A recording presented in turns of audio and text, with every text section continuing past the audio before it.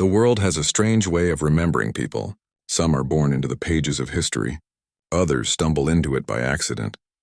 He wasn't supposed to be there that day. Not on that road, not at that time, not under that sky. Yet fate doesn't ask for permission. Sometimes it simply chooses. It was the morning of September 11th, 2001. The city was alive, the way cities always are before something unimaginable happens. Daniel Reeves, a 27-year-old paramedic from Boston, had finished a long night shift and was supposed to be on a bus heading home. But something, maybe instinct, maybe chance, made him stop when he heard the chatter on his radio about an emergency transport heading to New York. He wasn't assigned to go. He wasn't required. Yet when the call came, he volunteered without thinking. He had no idea that decision would change everything. Hours later, the world would come crashing down in fire, steel, and dust. The towers fell and time itself seemed to hold its breath. Amid the chaos, Daniel was there. Not as a soldier, not as a hero, but as a man who refused to stand still while others suffered. The streets were filled with ash, the air burned with smoke, and the sound of sirens and screams merged into one haunting symphony of fear. Most ran away. Daniel ran toward it. He reached ground zero before noon. The world was collapsing around him, but his mind locked onto one thing: finding survivors. The heat, the debris, the danger, and none of it mattered.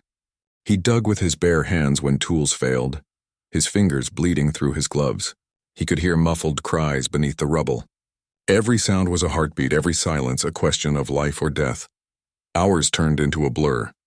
His uniform was torn, his lungs ached from the smoke, but he didn't stop. Somewhere beneath the mountain of concrete, he found a trapped firefighter, barely alive. Daniel refused to leave him. Using his jacket, he shielded the man's face from the falling ash, whispering words of comfort as if his voice could keep death at bay. When the rescue crew finally arrived, Daniel was barely conscious. But he had kept that firefighter alive. Days later, when the dust began to settle and the news began to tell the stories of heroes, Daniel's name wasn't among them. He hadn't filed any report, hadn't told anyone he was there. He returned home quietly, carrying the weight of what he'd seen. The lives lost, the faces he couldn't forget, the sound of silence that followed every scream.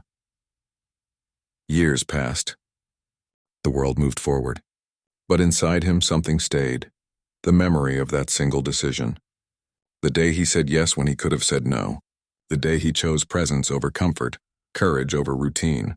He'd never called himself a hero, but for one family, the family of that firefighter, he was the reason their father lived.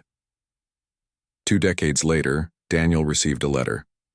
It came from a young woman named Emily Carter, the daughter of that man he'd saved. She had grown up hearing stories about the unknown paramedic who refused to leave her father's side. In the letter, she wrote that her father had passed away, peacefully, surrounded by his family, and that before he died, he made her promise to find the man who had given them those extra years. When Daniel read the letter, his hands trembled. For the first time, he allowed himself to feel the gravity of what he'd done. He wasn't supposed to be there.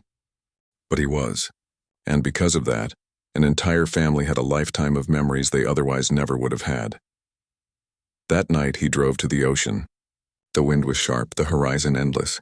He looked out at the water, remembering that terrible, beautiful day, when life demanded everything and he gave what he could. He finally understood that heroes aren't the ones who plan to make history. They're the ones who simply refuse to turn away when history calls. In the years that followed, Daniel quietly trained hundreds of new paramedics, always ending his lectures with the same words: "You'll never know the moment that changes everything, so always be ready to say yes." He never received medals. No monuments bore his name, but to the lives he touched, the families he saved, he became something greater than history could record. He became proof that one act, one moment, one decision can ripple through time in ways no one could ever predict. He wasn't supposed to be there that day. But maybe, just maybe, that's exactly why he was. If this story touched your heart, if it reminded you that even the smallest act of courage can change the course of someone's life, please take a moment to like, comment, share, and subscribe to Legends of History. Every story we tell honors the power of humanity, sacrifice, and the unseen heroes among us. Special request: Tell us in the comments, do you believe ordinary people can change history?